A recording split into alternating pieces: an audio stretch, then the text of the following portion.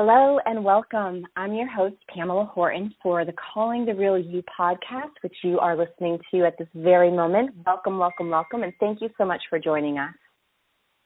Today we are talking with two extraordinary people who are fast becoming friends of mine. They are Michael and Valerie Lipstein. Michael is a relationship expert who has worked with thousands of individuals and couples and families since 1979. He is a clinical member of the American Association for Marriage and Family Therapy. And he, together with Valerie, who is a certified coach and consultant, entrepreneurial specialist, author, and national speaker, are the CEO and founders of Couples and Business, a company that they run together. They are passionate about working with spouses and couples who run businesses. They've worked with hundreds of entrepreneurs in the health and wellness beauty industries, supporting them to create greater success.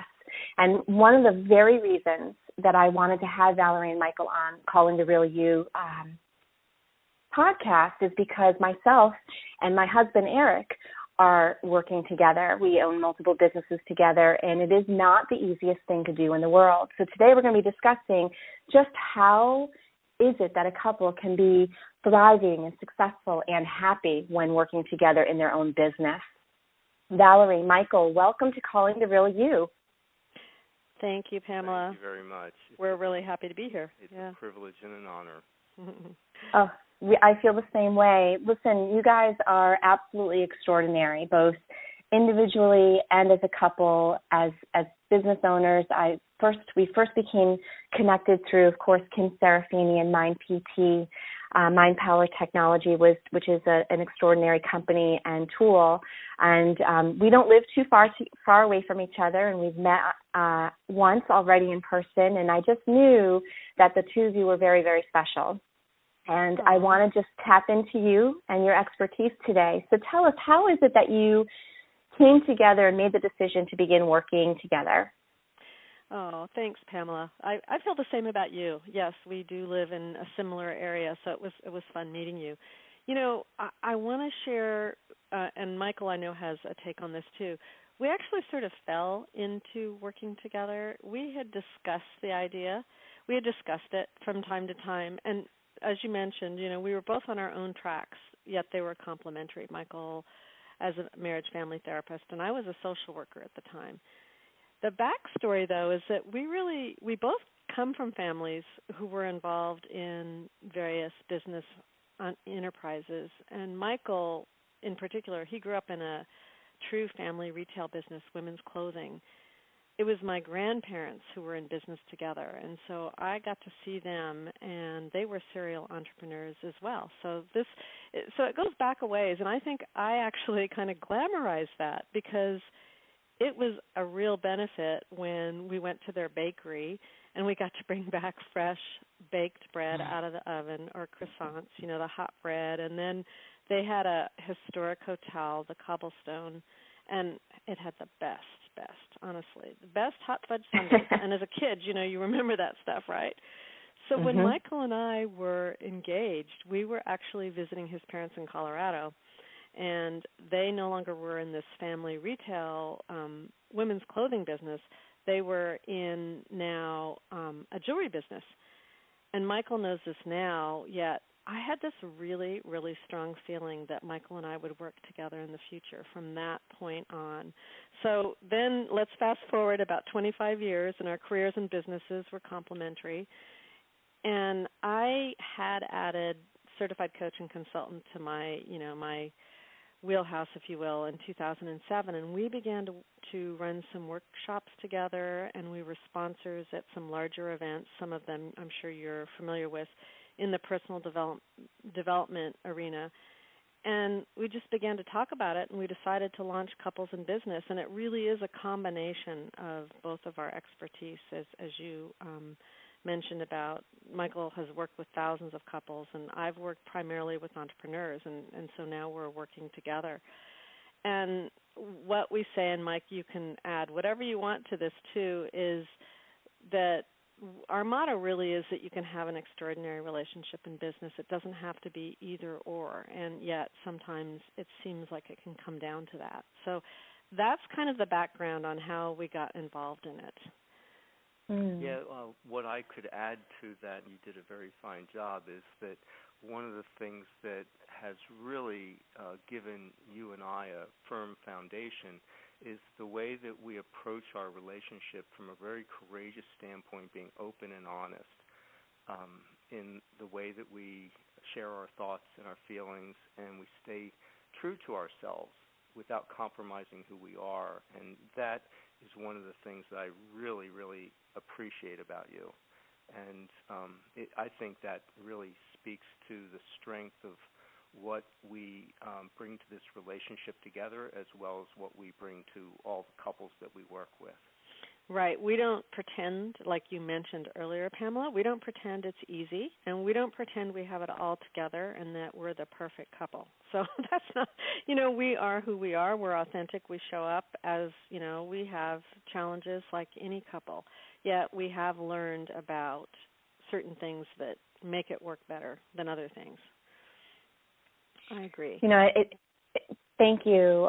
First of all, I want to acknowledge, Michael, the way that you just complimented Valerie, and Valerie the same back to Michael. It's nice to see each other give the other credit, right? There's a couple on television who I'm, of course, going to forget their names. Oh, goodness, she's an interior designer, and he's a construction builder. I'm going to forget it. Anyways, I'll come back to it if I think of it. They're always very complimentary of each other. Eric and I, we knew how to be best friends. We knew how to be husband and wife. We knew how to be playmates together. We knew how to have fun together. We knew how to be lovers, but we did not know how to work together at all, And we knew how to work together with regards to the household and our family, but not in business. And it is not easy. So I give you both a lot of credit, and both of you are such a needed resource right now, because I see a trend. I see a lot of people being laid off. I see a lot of people awakening to their new passions in midlife and wanting to start something on their own. I see a lot of people who are forced to start things on their own because the employment is not the way that it once was, or they're looking to secure their future in some way by taking on the risk of becoming entrepreneurs together as a husband and wife team. And so I really feel like you guys are providing such an important service. When you say you've learned, and I love the fact and appreciate also that you just said that you're not pretending to have it all together, because as teachers, we teach what we need to know or what we're actively involved in. At least that's my humble opinion. And, right, tell me, how is it, one thing, as you began to develop your relationship, what was the one thing that you started to recognize that was a key component to having harmony both in your relationship as husband and wife and in business? Yeah, that really takes us to this point that there are these different challenges that couples that work together face, and it really still starts with a number of things that impact their relationship. So when you mention this, we have needed to look at, and we do believe we have, this is a really strong foundation: trust, communication, intimacy, connection, and I think the biggest one, and Michael was going to talk about it later on, I know, because we've talked about this a bit, is self-awareness, because all those important elements of a relationship run through all the challenges, the business challenges as well. And, so then you go into the different things that we've seen couples challenged with, and yet it all starts with relationship. Does that make sense? 100%. Yeah. So, because one that we have seen in terms of a challenge, and I think we've gone through this too, is having a different objective for your business, or having no plan at all, or, even where you're just dealing with the day-to-day matters and handling problems. That concept of the fire hose approach. It's like you deal with what you have to deal with. And I think in the work we've done with couples, we've seen that so much. And you mentioned this about the downsizing and the changes just in the culture, in the way that more couples will end up working together, and it's growing. I don't have the statistic right in front of me, but it's like millions of people in the United States and millions of couples are working together. So we worked with this couple once that had a website design company, and the husband started it, and the wife came into it, and this is really common. She came into it when she was downsized from her corporate job, and he just needed help running the office, excuse me, and answering phones and troubleshooting, and so she ended up doing this for him.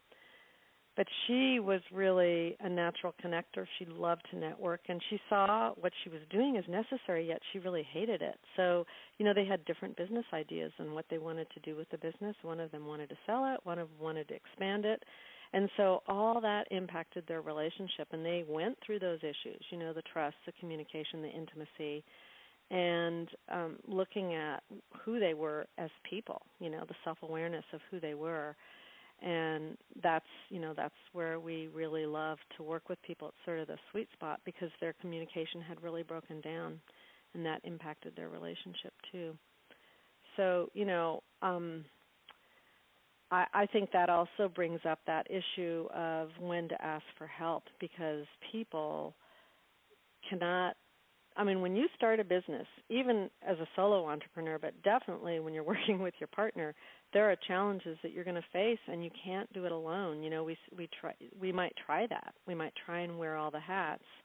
And so we offer mastermind and couple enrichment programs to just support people to understand first and foremost that they're not alone, and then they get to see the other challenges that people have. It's sort of like that there's certain things, and there's a camaraderie in that, the fact that, they're not alone.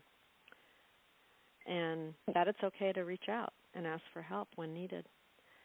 So I don't know if that addressed it. I probably went off the topic a bit, but no, you're great. You're great. Michael, do you feel like Valerie, you just mentioned the whole self-awareness, the trust, the intimacy. Do you guys feel, and Michael, what are your thoughts on, I kind of view it as baptism by fire, right? You really have to be conscious of, you have to be truly awake, truly self-aware of what your attitude, your behavior, your words, what your thoughts are, how they are impacting not just yourself but your partner, the business in general. Do you feel like working together, especially in the very beginning, is kind of like a baptism in fire, and it also a really great platform for developing self-awareness?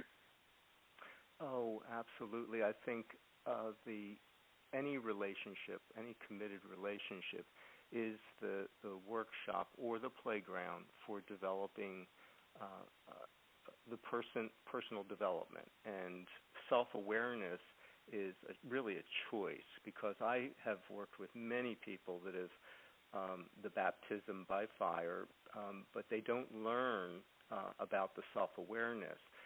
It's so crucial to be aware of how we impact another when we react. And it's not a question whether we react to things, when the differences come up. That's a natural aspect of relationships, but it's how we react and how long it takes until we become aware of what we're doing that may not be constructive.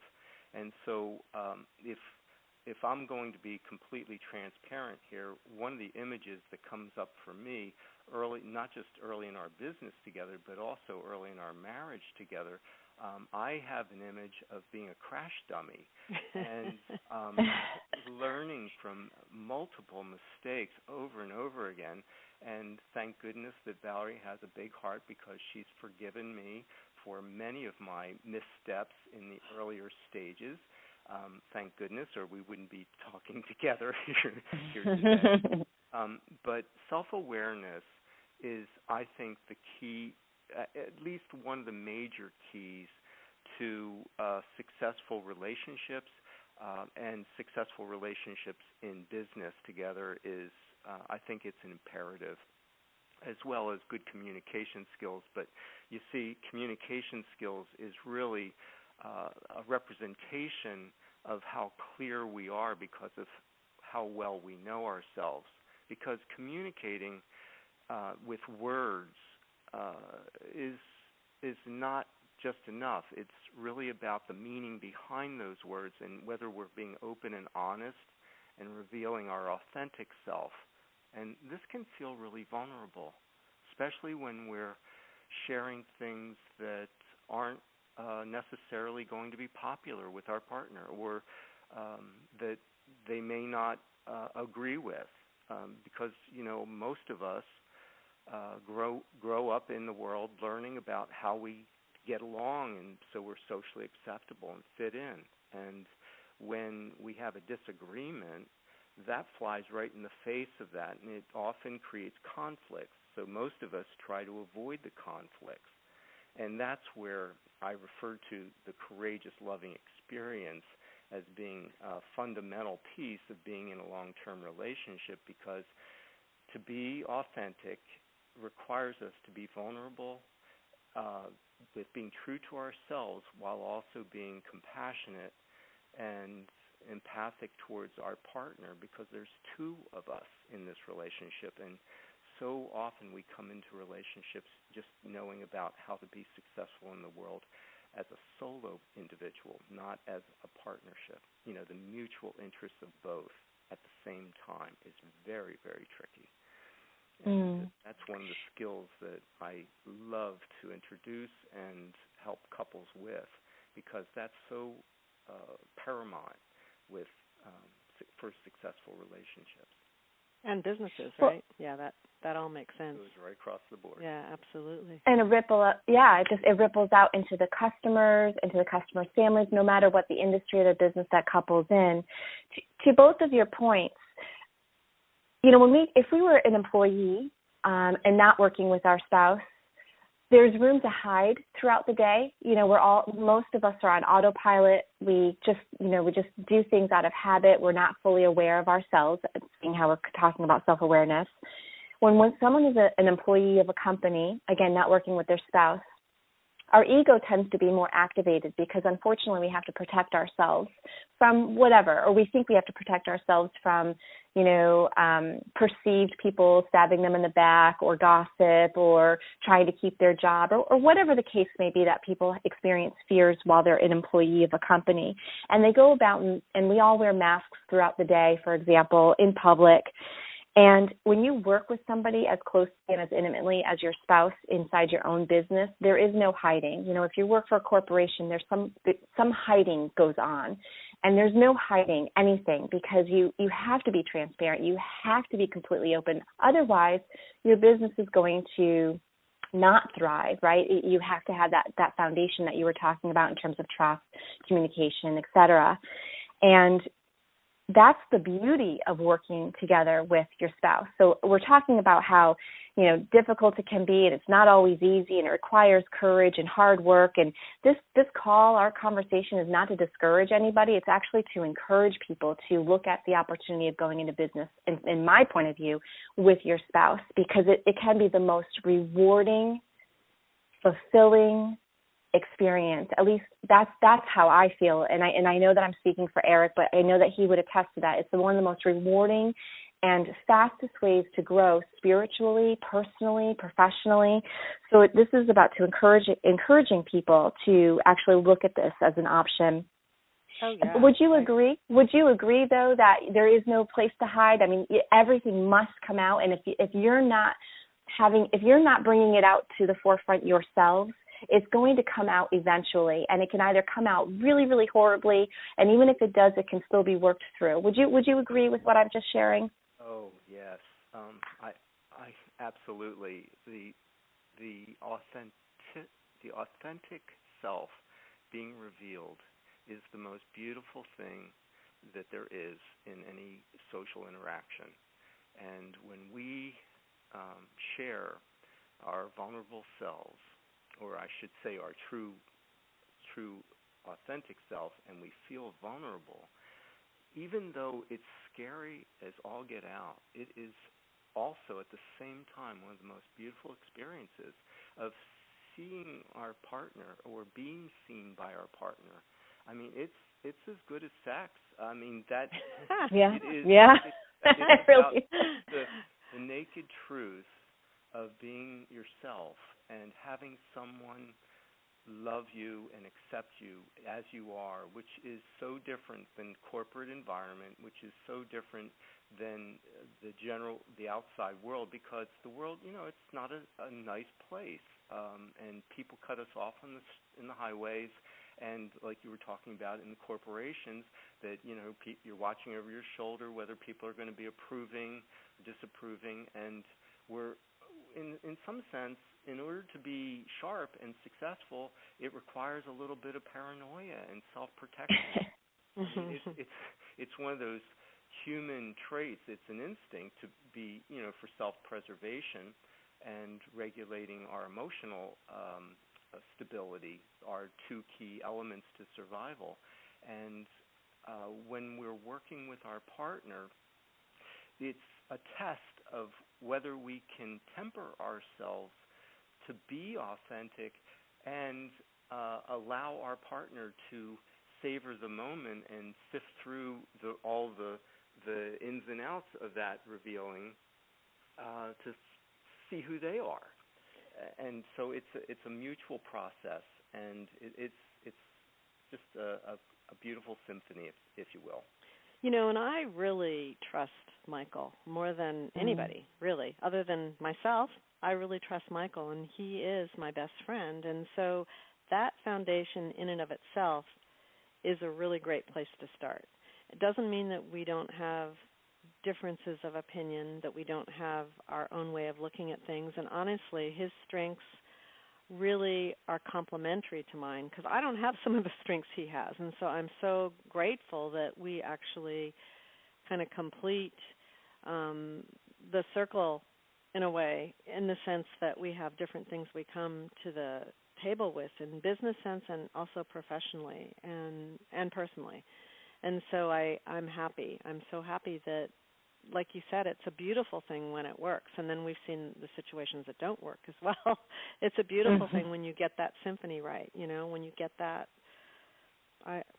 There's nothing better. And so, and you mentioned it earlier, Michael, it really isn't for the faint of heart or people that are completely caught in power struggles or aren't able to actually, and they don't know themselves so well and they want to kind of take the reins.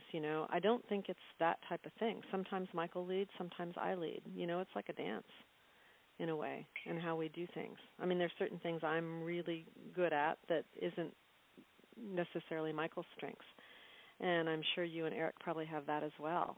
Yet letting him be who he is, and he letting me be, and it's not letting, we just know after 36 years together, believe me, we've worked this out.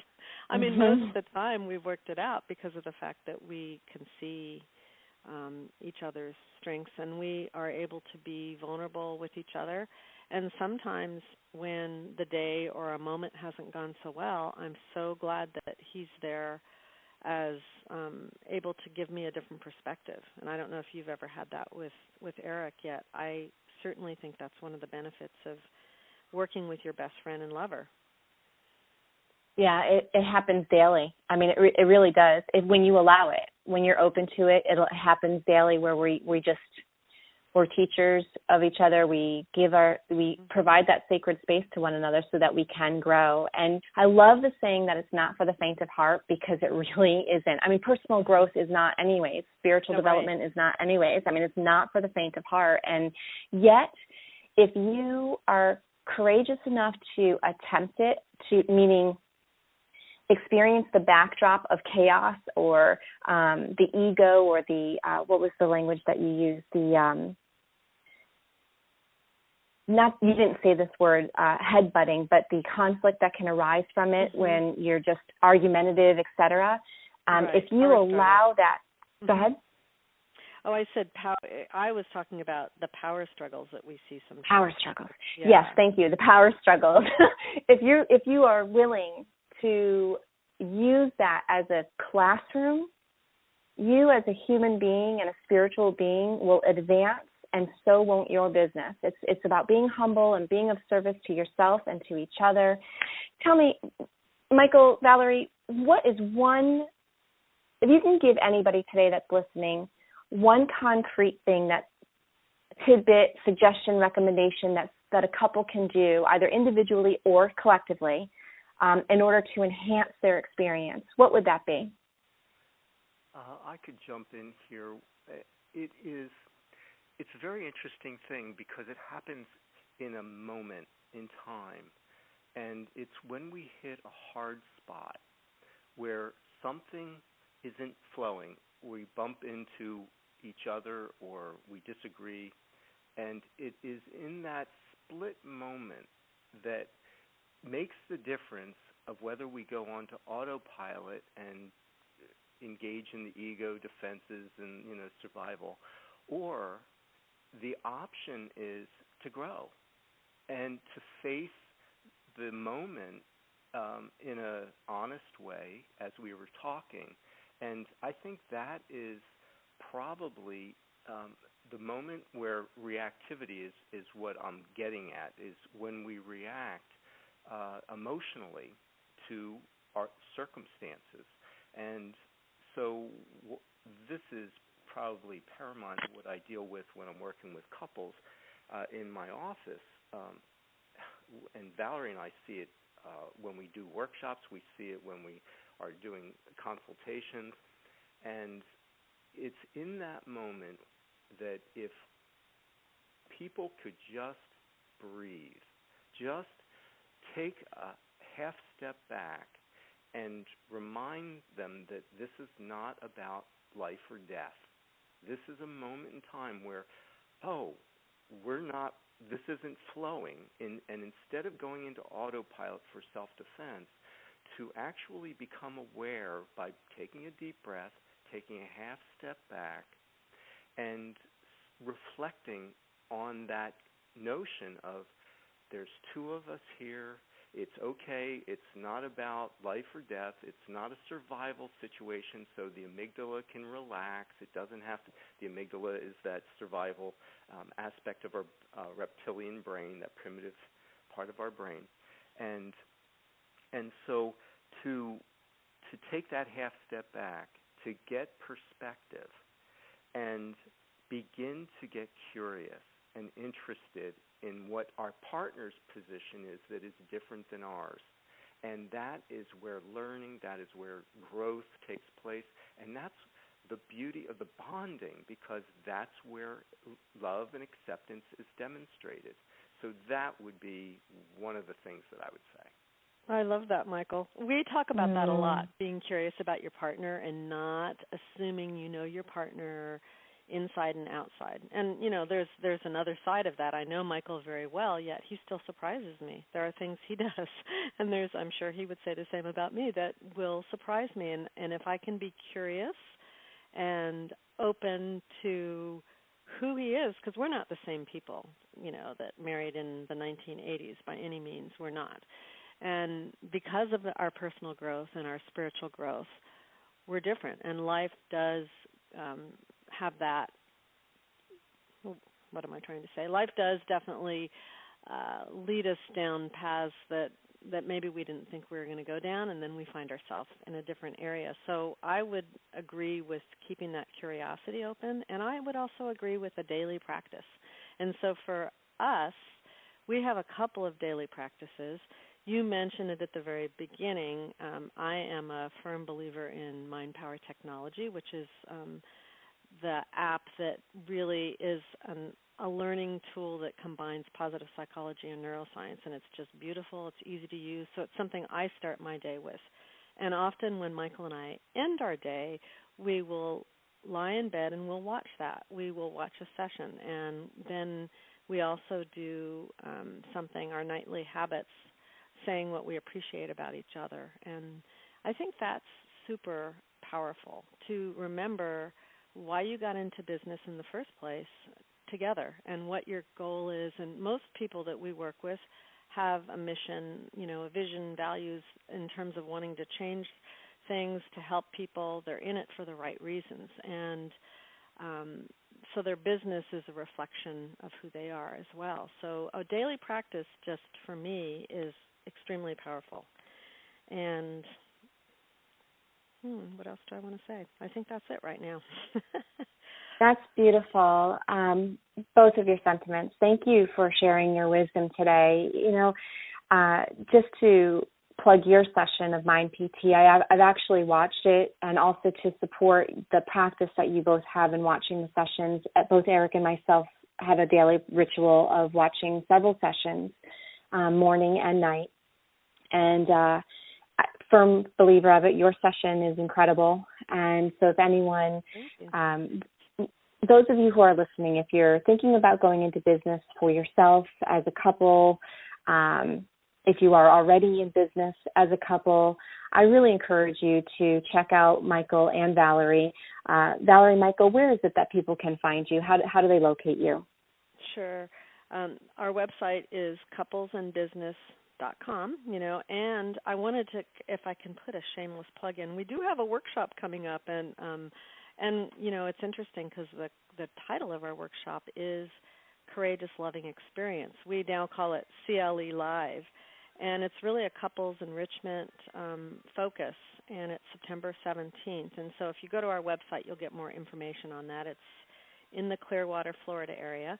And then the best way is just to go ahead and go to our website, and we can be reached that way. So couplesandbusiness.com, and the workshop itself /CLE is how you'll get there. So it's perfect. Been great. Do you need that again? No, well, I was just going to make sure that people understand that it's couples and the word and written out, business.com. Yes. Yep, perfect.